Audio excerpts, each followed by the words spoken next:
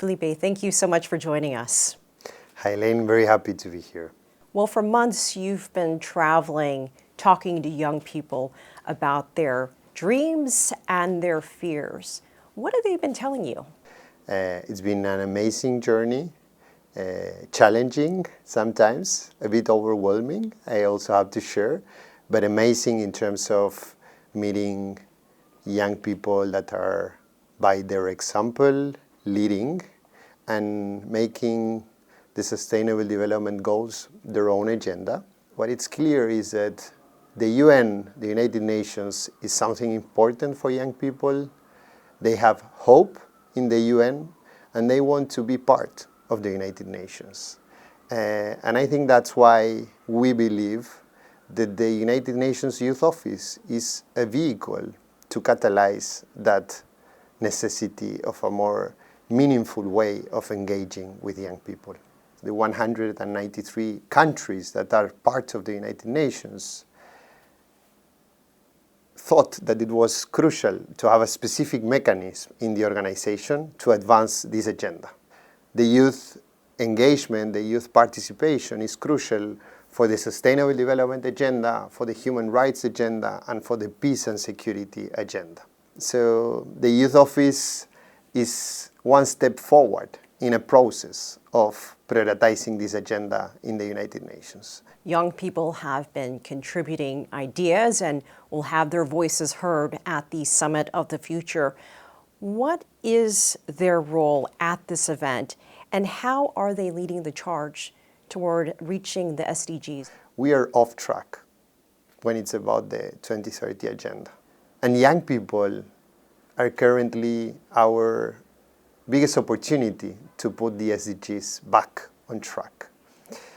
This Summit of the Future, it's essentially an opportunity for governments to recommit with the United Nations, to recommit with the importance of having this common and global platform.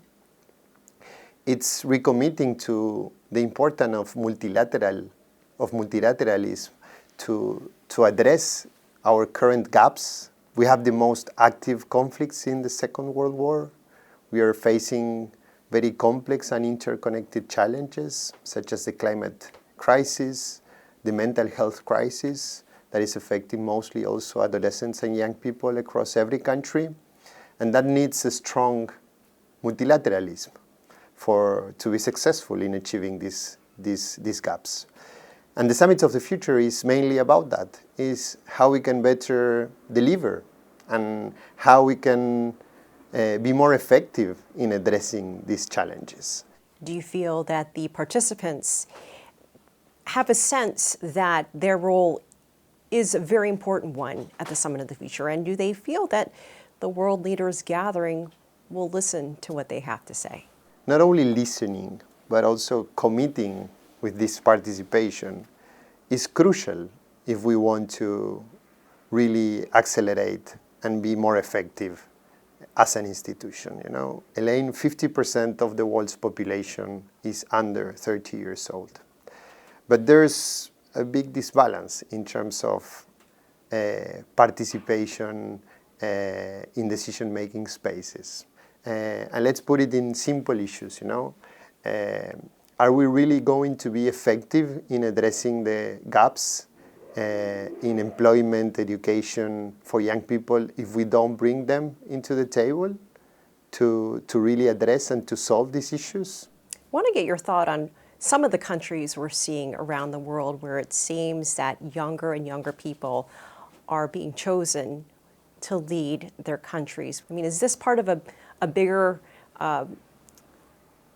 trend that you hope to see? So I strongly believe that more young people in politics will bring better politics. I'm convinced about that. Although we have success cases in some regions, in some countries, the reality is that we are very far of being at a situation that we could say that it's currently positive.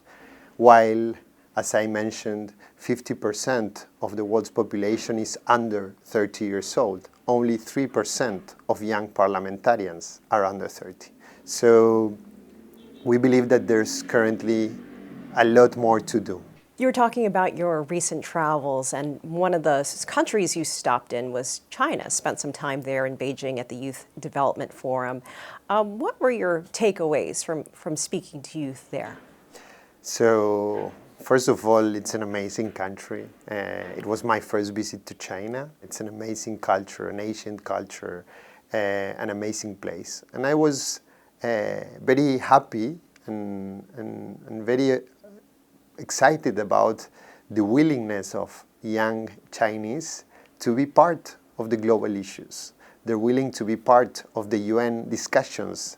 They're willing to really put their expertise, their skills on this process.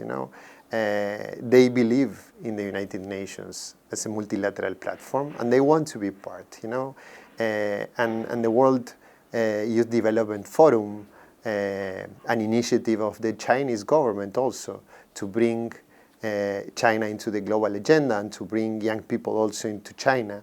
I think it's an amazing platform for that to happen, And I was really happy to not only to be in China for the first time, but to be in China to celebrate my first International Youth Day in China with this more than 200 participants from around 50 countries that were participating in the World Forum.